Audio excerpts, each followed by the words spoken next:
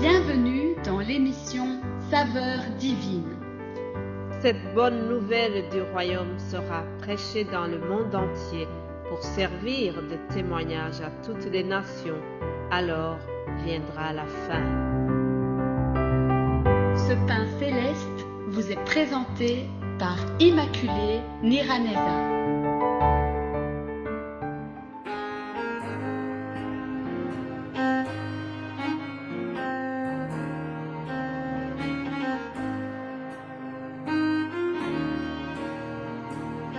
Je vous salue très chers amis à l'écoute de cette émission Saveurs divines. Que la paix de Christ soit avec vous. Je bénis Dieu qui me donne encore l'occasion de venir vous parler aujourd'hui. J'espère que vous êtes en bonne santé là où vous vous trouvez. De mon côté, en tout cas, c'est toujours une joie et une faveur que Dieu me fait de pouvoir être son porte-parole aujourd'hui. Alors, je voudrais commencer par quelques mots tirés d'un psaume, psaume 71 ou 71. Que ma bouche soit remplie de tes louanges, que chaque jour elle te glorifie. Et moi, j'espérerai toujours et je te louerai de plus en plus. Je dirai tes œuvres puissantes, Seigneur éternel. Je rappellerai ta justice, la tienne seule. Ô Dieu, tu m'as instruit dès ma jeunesse, et jusqu'à présent, j'annonce tes merveilles. Ta justice, ô Dieu, atteint jusqu'au ciel. Tu as accompli de grandes choses, ô Dieu. Qui est semblable à toi? Amen, chers amis. Personne n'est semblable à notre Dieu. Notre bouche doit toujours être remplie de louanges pour notre Dieu. Nous devons louer le Seigneur, quelles que soient les circonstances. Alléluia. C'est ça aussi un signe de la sainteté. Je voudrais continuer le thème de notre semaine en vous parlant de l'identité en Christ. Chers amis, dans notre marche vers le ciel, nous devons toujours nous souvenir de qui nous sommes. Nous devons nous souvenir de notre identité en Christ et surtout lorsque nous sommes face à la diversité. Ce souvenir, c'est un principe sur lequel Dieu appuie régulièrement dans la Bible.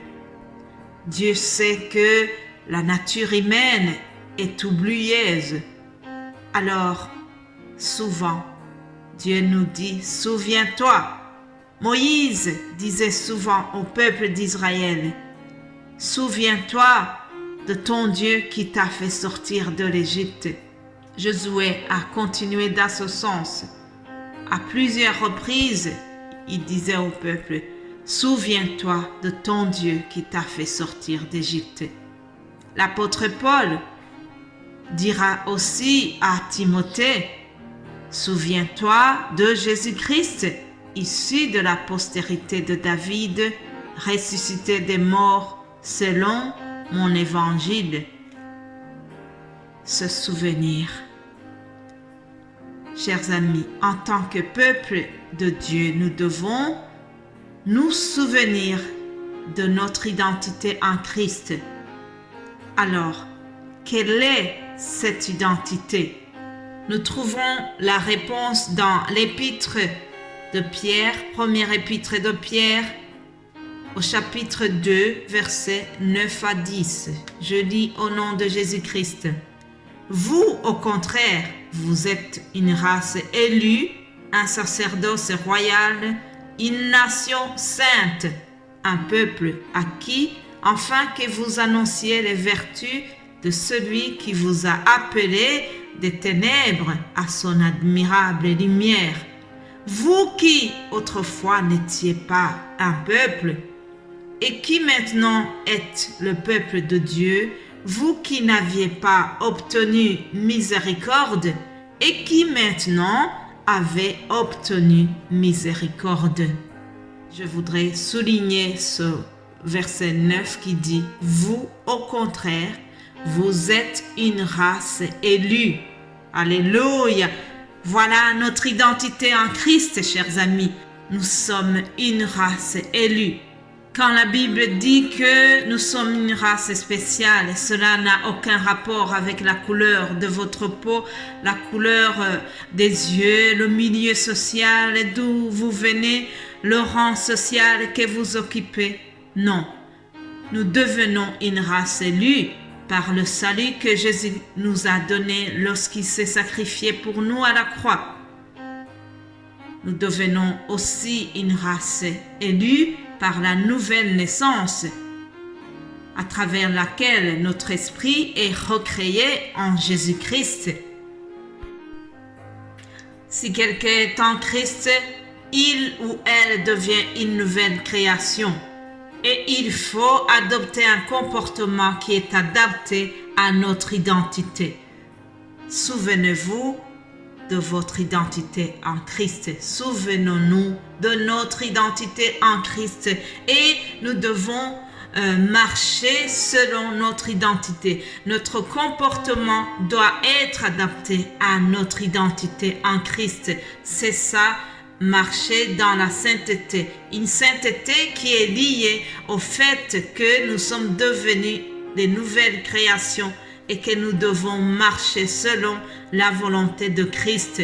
En Christ, je suis quelqu'un de noble et non méprisable.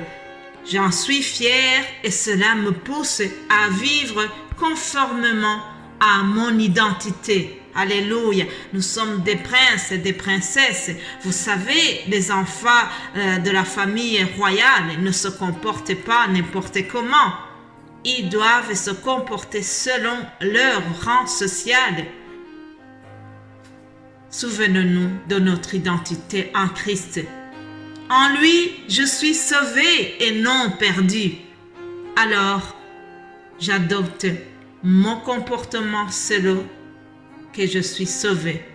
Et je dois éviter les tentations du diable à partir du moment où je prends conscience que j'ai été sauvé. En Christ, je suis pardonné et non condamné. Alors, à mon tour, je pardonne les autres. En Christ, je suis un enfant de Dieu. Je suis le sel de la terre et je donne la saveur autour de moi. Alléluia. Je suis la lumière du monde et j'éclaire les autres par un mot gentil, par un sourire, par un geste de tendresse. Et c'est ça, être saint, mes amis. Souviens-toi de ton identité en Christ. Et la prise de conscience de cette identité va te pousser à avoir un comportement, un langage adapté à cette identité. Chers amis, je vous supplie de marcher dans la sainteté. Nous devons chaque jour marcher dans la sainteté. Il y a plusieurs secrets de rester dans la sainteté, mais je vais terminer ce message en vous donnant le verset 8 qui se trouve dans le livre de Josué, chapitre 1. Il est écrit ceci: « Que ce livre de la loi ne s'éloigne point de ta bouche, médite-le jour et nuit pour agir fidèlement selon tout ce qu'il y est écrit, car c'est alors que tu auras du succès dans tes entreprises. » Alléluia. Voilà le secret pour marcher dans la sainteté. Lire et méditer la parole de Dieu. Bien-aimés en Christ, je termine aujourd'hui ce message et je vous souhaite de marcher dans la fidélité et la sainteté de Dieu. Et surtout, n'oublions pas notre identité en Christ. Nous sommes une race élue et nous devons nous adapter à notre identité. Soyez bénis. Je vous souhaite une excellente journée et j'aurai la joie de vous retrouver demain pour une autre saveur divine. Alléluia. Amen.